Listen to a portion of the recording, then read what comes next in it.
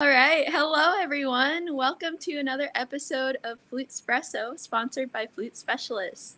My name is Berta Teodora, and I'm so excited to be here today to get to chat with flutist, teacher, and composer Phyllis Louke.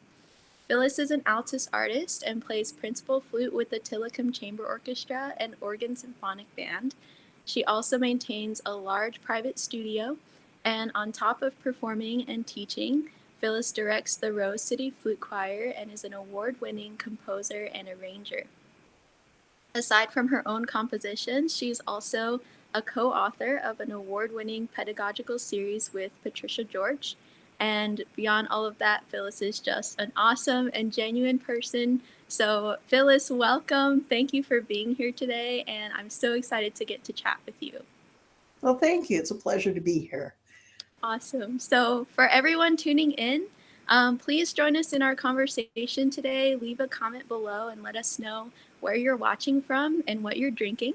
And if you're looking for a new coffee to try this fall, check out Lily and Willie's FluteSpresso Roast on our Flute Specialist website. Phyllis, you've tried this coffee and you love it, right? I have, and it's really wonderful. I Yeah. like the dark roast. Oh, good.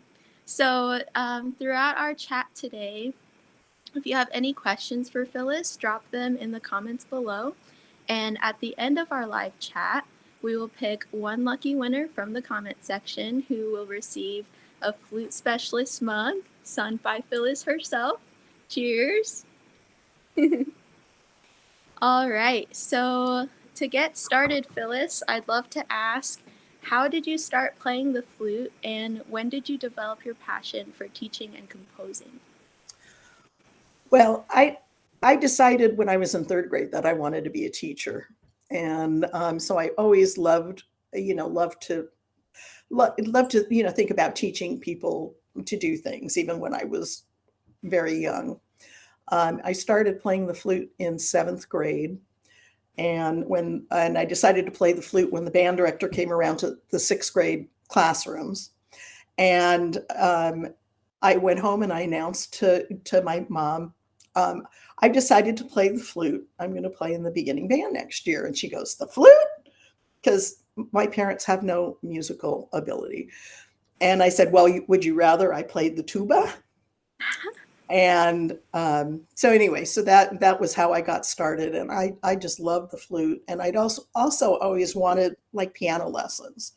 And we didn't have a piano. And so a few months after I started playing the flute, my mom rented a piano, and there was actually a piano teacher who lived a few houses up the street, who was really a well-trained, good teacher. And so I got to take piano lessons. And I played flute all through junior high and high school, and then went to college with it too. Wow, that's really great. So how did you know in third grade that early that you wanted to teach? I don't know. I just liked helping. I would help other students in the class with homework and that sort of thing. And I just really liked doing it. Yeah, just a natural helper. That's awesome. So is that what you love most about teaching now? Yeah, I really, I mostly, just teach flute now, but I have been like an elementary school teacher and music teacher, like for classroom music type thing.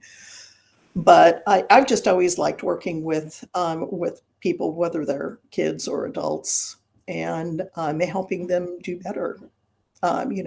Play better and how to start learning how to play the flute. Yeah. I teach all ages, so I've taught at the college level, and I've taught very very young students, like second or third grade, how to play the flute. I bet a lot of your students are like really comfortable around you because you have like such a warm presence and you just love to help. Yeah, I hope they do. I think they do. I mean, I'm still in touch with a lot of my former students, and it's really fun, seeing them as grown-ups and having families of their own and that sort of thing. And so I Oh, hear from them, periodically. That's really rewarding to like not only see their flute journey but also just their personal life. Yes, absolutely. Yeah. So how did that lead you to start composing? When did you start developing your passion for that? Well, interesting story. When we moved to Portland, because I'm originally from Southern California, and I met my husband at University of California in Santa Barbara. We had played in band together, and that's how we met. And then when we moved up to Portland, we wanted to get involved with the band, and so we played in a community band for a number of years until we started having kids. And toward the end of my pregnancy with my first child, we stopped going to band, and somehow we kept meaning to go back, and it didn't happen. And when I finally did call to go back to the band we'd been playing in, they didn't have any openings for flute. And so the person I talked to suggested talking to Therese Kelson, who conducted Rose City Flute Choir. So I called her up because I'd played flute choir in college. And that was in the early 70s.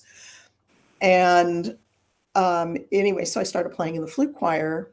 And that fall, she said, I know you're Jewish. Do you have any flute choir arrangements of Jewish songs or Hanukkah songs? And I said, no. And she said, can you write out the melody and the harmony, and we'll have somebody arrange it? And I go, well, okay. And then I sat down at the piano and I said, well, I could probably arrange something. So anyway, that's how I got started. I arranged a couple Hanukkah songs, and the flute choir performed them. And then I got real excited about doing it, and people in the flute choir, why didn't you arrange this? And why don't you arrange that? And so I started doing a lot of arrangements. And then one day I thought, well, maybe I could come up with my own melody and just arrange that. And so that's how I started composing. Wow, that's awesome. Do you remember the moment where you first heard your arrangement in person? Yeah, it was really cool to hear it, with real flutes, not just from the computer. Mhm. That's really awesome. So I've noticed that a lot of your works are programmatic. Mhm. So where do you draw inspiration when you compose? Different places. The first, I'm trying to think. The first commission that I had was to write a piece for alto flute and piano, and which became Echoes in the Wind, a Native American soliloquy. And I was inspired on that one. Sam and I had gone, my husband and I had gone on a driving trip with our kids through some of the national parks. Basically, we went through the northern part of the United States because I wanted to go to Niagara Falls. And so we went through Glacier National Park, and there I found this greeting card with a really cool picture of a Native American flutist um, who there was, you could see the sky and the moon and the stars, and I just imagined that he was up on a mountaintop playing a flute, and that the sound would echo, and that's how that piece came about. And so I started writing, and I'd have my kids come in. I said, okay, tell me what this sounds like.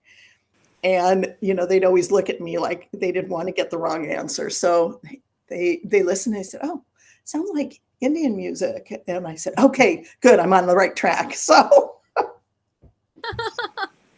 Oh, that's awesome. So you already talked a little bit about your first experiences with flute choir. You said it was in college, right? right.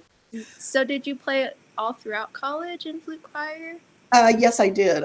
My freshman year, I went. My freshman year, I didn't start flute choir right away because I didn't know about it. But my freshman year, the first semester, first quarter, I met a gal who lived in our dorm who played the flute, and she was telling me about the flute choir, and she had just gotten a new flute, so she was showing it to me, and she said, "If you play in the flute choir, Mr. Atkinson will give you flute lessons." And I said, "Oh, what's a flute choir?" So she told me, and so I went and talked to him and started playing in the flute choir. And he started giving me lessons because even though my parents got me piano lessons, even though I asked for flute lessons, they didn't. They said, "You already know how to play the flute. You don't need flute lessons." So anyway, so he took me under his wing and was very encouraging and gave me a lot of playing opportunities and that sort of thing. So I'm kind of forever grateful to him for that, and also introducing me to flute choir. And at a time when there weren't that many specifically flute choir pieces, so he did a lot of arrangements on his own. So we had a lot of things in manuscript. So in the days before the computer programs that made the nice typesetting programs for music. So anyway, and so then when I got to start playing in a flute choir, I mean, I knew what it was, and it was really nice being able to, help the flute choir by doing some arranging and composing. Wow, that's a great incentive for playing in the flute choir, getting lessons. So Mhm. how did that lead you to directing the Rose City Flute Choir? So you started arranging for them at first, Mhm. and how did you then become the director? Well, Teresa Kelton wanted to take some time off from conducting, and she said, "Do you want to do it?" And I think at that time we were in a flute quartet together, and so I said, "Okay, sure," because I'd taken conducting class in college, and so hadn't really gotten in front of a group of flutes before, but anyway, it I learned pretty quickly, and anyway, I really enjoyed doing it, and I think we got good results. So I've been doing that for, I don't know, 20, maybe 30 years. I mean, it's been a long time since she left to go to Colorado. Wow. So I bet the flute choir's grown a lot since then. Yeah, and the number of people vary. It's an adult non-auditioned group. We have a mixture of ability levels, and which is actually really nice because it creates kind of a helping bring everybody up to a level. So I vary the part. Everybody gets a variety of different parts. We don't have like chairs, like you always get a first or you always get a piccolo part. And so everybody gets a variety of parts from first to third or however many parts there are. We're doing something right now, I think one or two things that have six parts. So um, anyway, it just spreads it out. So there's less people playing each part. And the group owns, let's see, three bass flutes and two alto flutes. And from performing several times at NFA conventions, people have gotten inspired, especially people who like playing alto and bass flutes and then have bought their own. So we have access to quite a few people playing those instruments, their own instruments, as well as people who borrow the flute choir's instruments um, to play them. Yeah. When So it our balance is, really improved having a nice, a lot of bottom to the group. Yeah, it's really nice to have some low flutes in there. Right. When is your next concert? Our next concert is the first weekend. We have two concerts the first weekend of December. One of them will be at a festival called the Grotto Festival of Lights. It's a church-owned property, and they have a beautiful church there. that has, it's very ringy, very live, but it's really beautiful. And it kind of tests our ability to make sure that, we pause long enough for the ring to stop in between, like on fermatas and that sort of thing. But the acoustics are wonderful, and they decorate the whole property with, thousands or hundreds of thousands of lights on all the trees. It's a wooded property, and there are paths, and they have a petting zoo and all that kind of stuff. And so we play like a 45-minute concert in the church.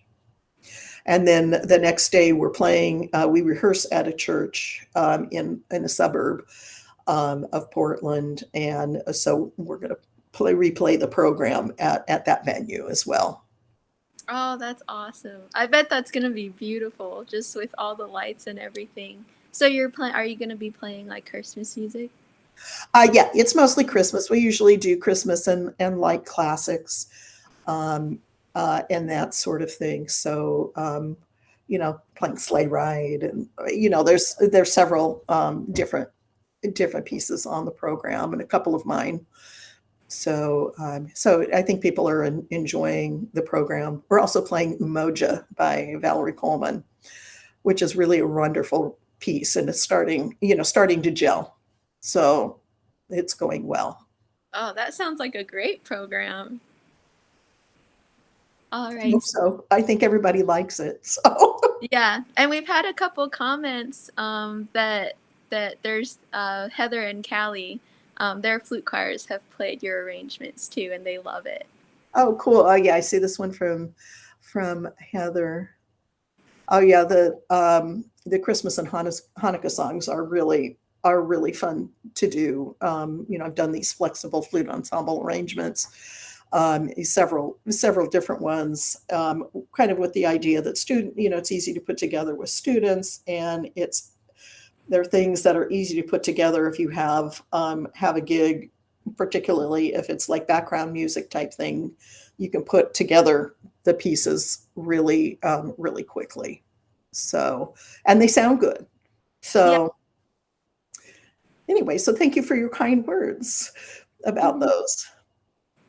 So you've written a pedagogical series with Patricia George. I actually have some of them here, and there's quite a lot of them. I'll show just one of the. This is the Flute 101 book. How did your collaboration with Patricia start, and what inspired the both of you to write this series?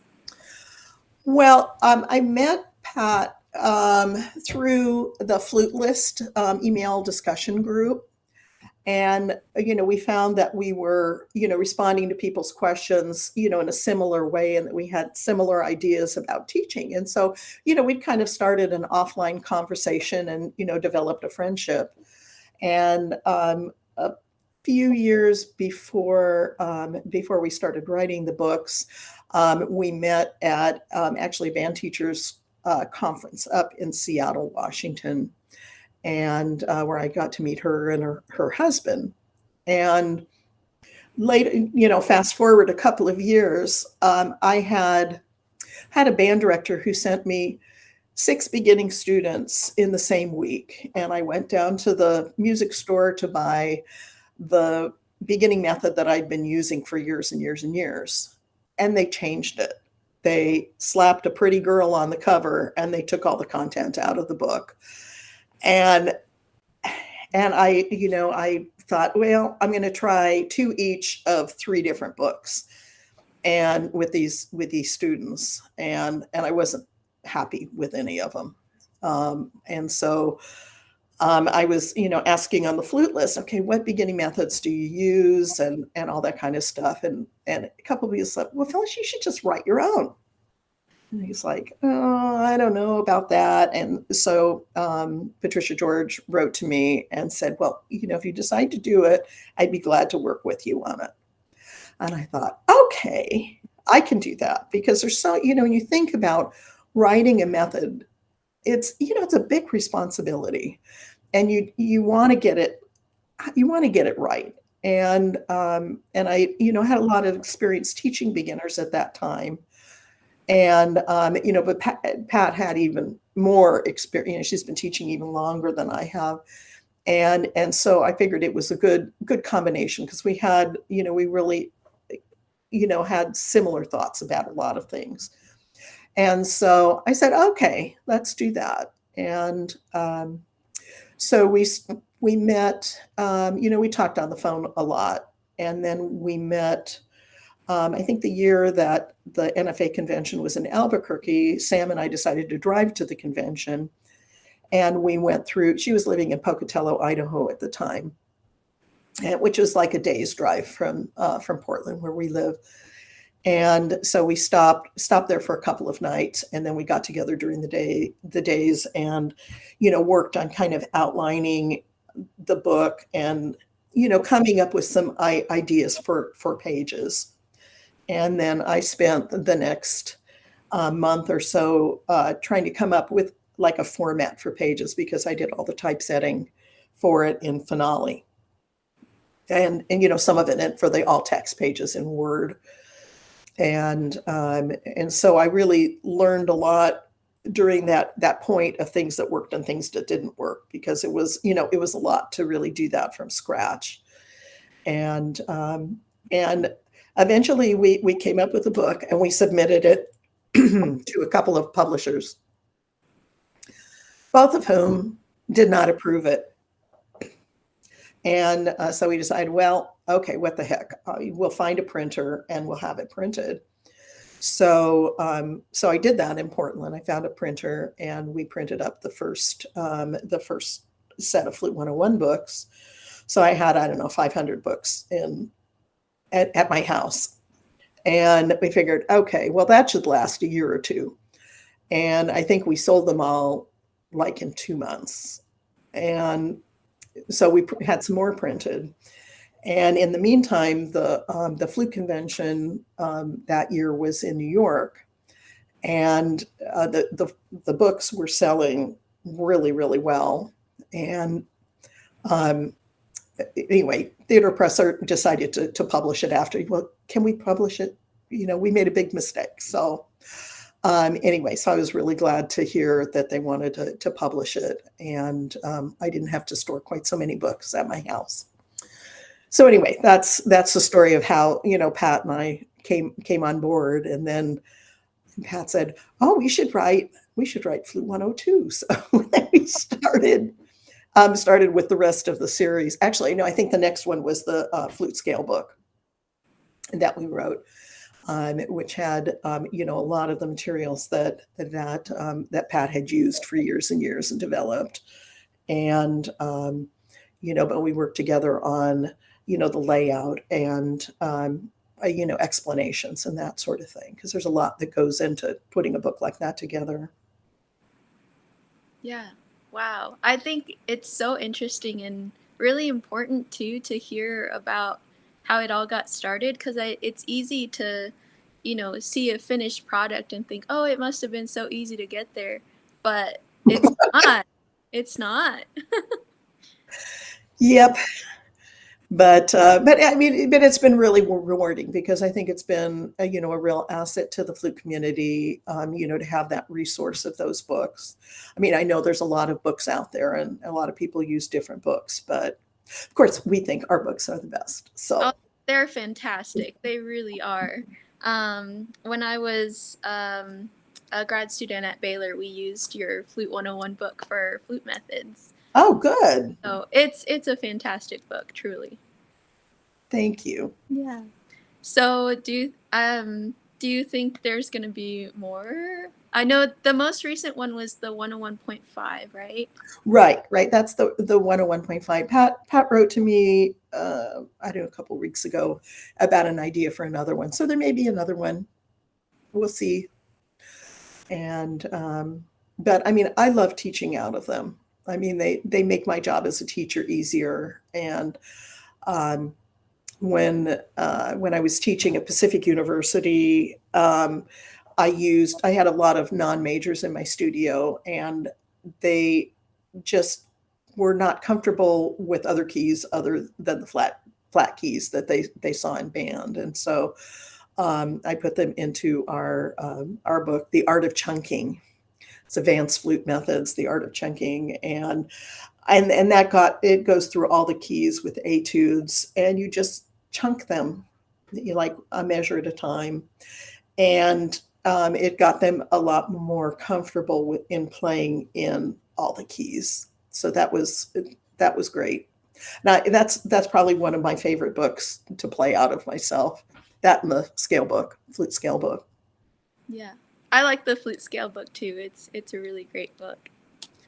It's just got so many things that you can do and so many ideas of how to do them. It's not just mindlessly going through scales. Right. Yeah. I mean, all of these books are just so fantastic. Mhm. It's so cool to hear how it got started and your meeting, you call her Pat, meeting Pat and everything. Mhm. So I want to take a quick look at Wendy's comment, going back to the flute choir topic. She says, "How does your flute choir own flutes, and who is responsible for them?" Um, when we bought our first flute, I'm trying to think of which one. I think it was a bass flute. We had, well, the flute choir, like especially in in the summers, we'll do little performances like at retirement homes, and actually we got hired by the parks department to play at a park to do a concert in conjunction with a group of dancers. And I think we got to do something like that twice, concerts in the park twice, and that paid really good. Um, and then there were people in a flute choir who, gave some money so that we could afford to buy that first instrument. And as we earned money, because at Christmas time too, we'll usually perform in retirement homes and that sort of thing. And so we, earn maybe a couple $100 per concert. And so when we had enough money to buy an instrument, we bought another instrument. So over the years, we now own 3 bass flutes and 2 alto flutes. So so anyway, if you think about, if your flute choir sells tickets, or has some little gigs at retirement homes, or other locations. We've played at farmers markets in the summertime, and that pay us to be there, and they usually pay at least a couple $100. It adds up, although the instruments are a lot more expensive now. So that's how we did that. Thank you for sharing that, Phyllis. What encouragement would you give to somebody who wants to pursue a career in music? A career in music? I think to diversify yourself as much as possible. If you think that you want to play in an orchestra, professional orchestra and that sort of thing. I mean, those jobs are few and far between. So you want to diversify yourself by doing other things like teaching. Whether at a university or just a private studio where you teach all levels. If that's something that you enjoy. My career is, I play in an orchestra where I don't get paid, but it's a really good orchestra. But I have, my teaching income, and I have my composing and arranging income as well, and an ASCAP, which when my music is performed, there is a royalty that is paid by the people performing my pieces that goes through ASCAP and comes back to me and my publishers. So, and then there's, like the sales of my music. Yeah. So, think of as in many different ways that, you can involve yourself with music or working for an arts organization. There are a lot of, a lot of different avenues that we can take, and people have diverse types of interest in being involved in a music career. Oh, that's great advice. Musicians wear many hats. Yeah, absolutely. All right. Well, to end our chat today, I'd love to do the FluteSpresso Express round. So I just have a few questions for you, Phyllis, and you can elaborate as much or as little as you'd like. Mhm. So what are your favorite things to do outside of music? I like to knit and crochet. I like to garden. I love my garden. Any of you who are my Facebook friends see pictures of my flowers. So, um, and I get together with friends and stuff like that. Yeah. Um, Well, that leads me to my next question, which is what is your favorite flower? oh, well, it would have to be between daffodils and hydrangeas. Beautiful. What is your favorite place that you've traveled? My favorite place that I went, That you've traveled. oh, traveled, France. Where did you go in France? I'm getting off track now. Oh, all over. I traveled with the International Flute Orchestra on our concert tours, and last year we went, or actually it was in May. We went to France, and we went. We usually try to go at least a few days earlier than when the tour starts, just so we can acclimate to the time zone. And last year um, we kind of planned a little trip that went to Dijon and uh, and to Paris that weren't on the itinerary for the actual group trip, and with some of our flute friends, and just had a great time. And then the International Flute Orchestra part of the trip, which is concert tour. We went to Nice, and we went all over, the Côte d'Azur, with Monaco, and those types of cities around there, and and then we ended up in the Alps in Chamonix, which is skiing town, and oh my God, it's just so beautiful. So we really got to see some of the places that we hadn't really been before, or hadn't spent more time there, just getting to know the areas. And the food's fantastic, and the sights were wonderful. So we got seaside, we got mountains, and it was a great trip. Oh, wow. It sounds like a great trip. All right, getting back on track. I have two more. What is your favorite musical memory? Oh, hmm. Uh, I think, that's a tough one. It's hard to choose. I think probably when my first composition was performed. Yeah, I that's think really that, special. yeah, I think that was special. Mm. Okay, last one. What is your favorite season of the year? Oh, spring, hands down. I'm a spring baby. I was born on the first day of spring. I share a birthday with Johann Sebastian Bach and Mussorgsky. I love both of their music, Well, that's and really cool. and I love spring flowers. I mean, yeah, daffodils, tulips, azaleas, rhododendrons. So anyway, definitely spring. Yeah, I was gonna ask if that had something to do with your garden. Um, Yeah, but we've moved to a new house. In our old house we had a even larger yard, and there was something blooming all the time, and that was something that we tried to do in this yard as well. And we're getting there. There's still some things that I want to add to the garden, but we're going a long way to have something blooming all year long. yeah. Oh, well, it was so wonderful to chat with you today, Phyllis. Thank you for sharing your story and experiences with us. And thank you, everyone, for joining. Don't forget to check out Phyllis's music and our new FluteSpresso roast on our Flute Specialist website, and we hope to see you next time. Thank you.